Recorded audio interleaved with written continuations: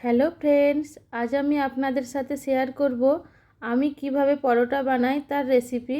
যদি রেসিপিটা ভালো লাগে লাইক কমেন্ট করবেন, ফ্যামিলি ফ্রেন্ডসদের সাথে শেয়ার করবেন, আর সাথে আমার চ্যানেলটাকে সাবস্ক্রাইব করে অল নোটিফিকেশনটা অন করে দেওয়ার অনুরোধ রইল, যাতে আমার ভিডিও আপলোড হবার সাথে সাথেই আপনাদের কাছে নোটিফিকেশান যায়।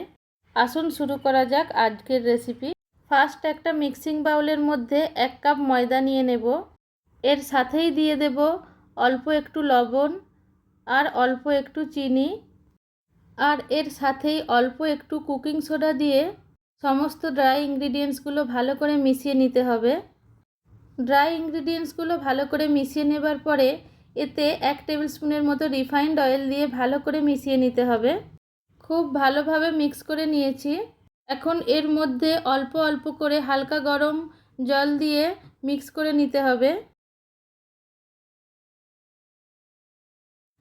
এই রকম একটা স্মুথ ডো বানিয়ে নিয়েছি।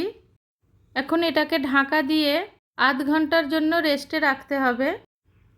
আধ ঘন্টা পরে হাতে আবার অল্প একটু রিফাইন্ড অয়েল নিয়ে ভালো করে মিক্স করে নেব। এইভাবে ডিভাইড করে নিয়েছি। এইবার পরোটা বেলে নেব। ফার্স্ট একটা লেচির মধ্যে শুকনো ময়দা মিশিয়ে নিয়ে ভালো করে বেলে নিতে হবে। যতটা সম্ভব বড় আর পাতলা করে বেলে নিতে হবে।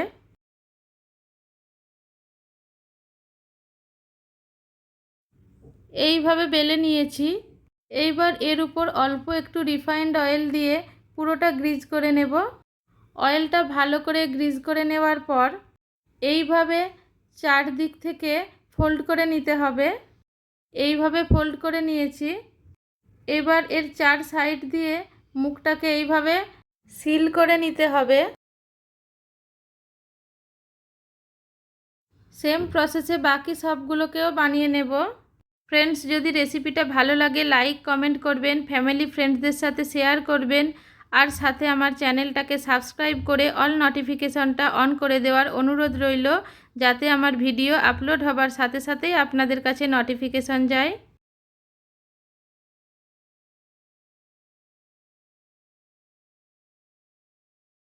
এইবার এগুলোকে বেলে পরোটা বানিয়ে নেব। প্রথমে এর উপরে অল্প একটু শুকনো ময়দা মাখিয়ে নিতে হবে।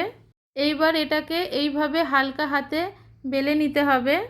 ধ্যান রাখতে হবে পরোটার 4 সাইড যেন খুব বেশি মোটা না হয়। এইভাবে একটা পরোটা বেলে নিলাম। এখন পরোটাটাকে সেঁকে নেওয়ার জন্য একটা তাওয়া গরম করে নেব। তাওয়াটা গরম হবার পর ওর মধ্যে পরোটাটা ট্রান্সফার করে দিতে হবে। এক সাইড ভালো করে সেঁকে নেওয়ার পর এটাকে উল্টে দিয়ে অপর সাইডটাকেও ভালো করে সেঁকে নিতে হবে। পরোটার দুটো সাইড ভালো করে সেঁকে নিয়েছি। এইবার পরোটার সাইড দিয়ে রিফাইন্ড অয়েল ঢেলে দিয়ে ভালো করে ফ্রাই করে নিতে হবে।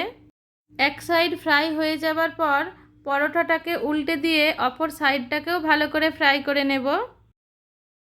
একটা পরোটা ভাজা হয়ে গেছে। এখন এটাকে প্লেটে ট্রান্সফার করে নেব। আর এই একই পদ্ধতিতে সমস্ত পরোটাগুলো বেলে ভেজে নেব।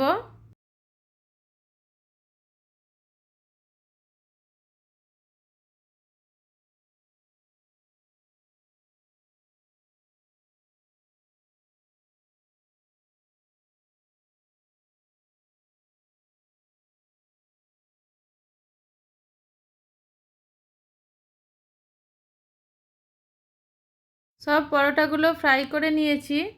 এখন পরোটাগুলো গরম গরম সার্ভ করে নিতে হবে চিকেন কারি, মাটন কারি বা নিজের পছন্দ মতো ডিশের সাথে।